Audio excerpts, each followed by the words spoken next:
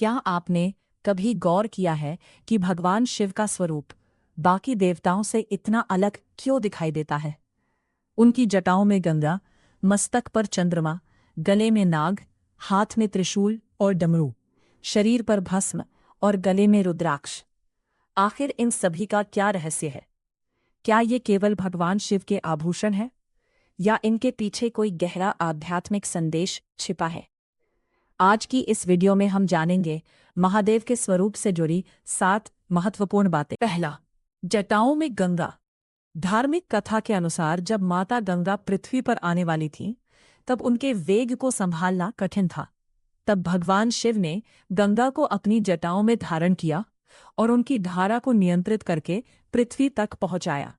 इसलिए शिव की जटाओं में गंगा केवल एक नदी का प्रतीक नहीं मानी जाती। यह हमें सिखाती है कि शक्ति चाहे कितनी भी बड़ी हो, उसे सही दिशा देना आवश्यक है। दूसरा, मस्तक पर चंद्रमा। भगवान शिव के मस्तक पर अर्धचंद्र दिखाई देता है। धार्मिक परंपरा में चंद्रमा को मन और समय से भी जोड़ा जाता है। शिव के मस्तक पर चंद्रमा हमें यह संदेश देता है कि मन को अपने ऊपर हावी नहीं होने देना चाहिए, बल्कि उसे शांत और संतुलित रखना चाहिए। इसी कारण शिव को शांत और ध्यानमग्न स्वरूप में देखा जाता है। तीसरा, गले में नाग। महादेव के गले में नाग का होना भी उनके स्वरूप की सबसे विशेष पहचान है। नाग को भय और शक्ति से जोड़ा जाता है, लेकिन शिव उसे अपने गले में धारण करते हैं। इसका एक आध्यात्मिक संदेश यह माना जाता है कि जिसने अपने भय और इच्छाओं पर नियंत्रण पा लिया, वह भीतर से शक्तिशाली बन जाता है। चौथा, हाथ में त्रिशूल। भगवान शिव का त्रिशूल केवल एक अस्त्र नहीं माना जाता। धार्मिक व्याख्याओं में इसके 3 शूलों को सृजन, पालन और संहार जैसे 3 पहलुओं से जोड़ा जाता है। यह हमें जीवन के 3 महत्वपूर्ण सत्य याद दिलाता है। जो आया है उसका परिवर्तन निश्चित है। इसलिए जीवन में अहंकार के बजाय संतुलन और विवेक रखना चाहिए। पांचवा, डमरू। महादेव के हाथ में डमरू भी दिखाई देता है। डमरू की ध्वनि को सृष्टि की मूल स्पंदनात्मक शक्ति और नाद से जोड़ा जाता है। इसका संदेश है कि सृष्टि में परिवर्तन निरंतर चलता रहता है। हमें भी परिस्थितियों के साथ बदलना और आगे बढ़ना सीखना चाहिए। छठवां, शरीर पर भस्म।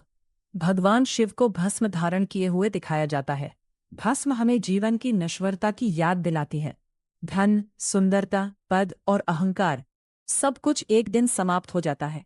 इसलिए जीवन में घमंड करने के बजाय अच्छे कर्म और विनम्रता को महत्व देना चाहिए।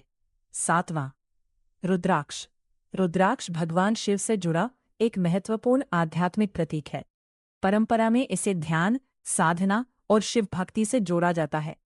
रुद्राक्ष हमें याद दिलाता है कि बाहरी दुनिया की भागदौड़ के बीच भी कुछ समय अपने मन को शांत करने और भीतर देखने के लिए निकालना चाहिए। तो देखा आपने, महादेव का स्वरूप केवल देखने में अद्भुत नहीं है, बल्कि उनकी हर पहचान के पीछे एक गहरा संदेश भी माना जाता है।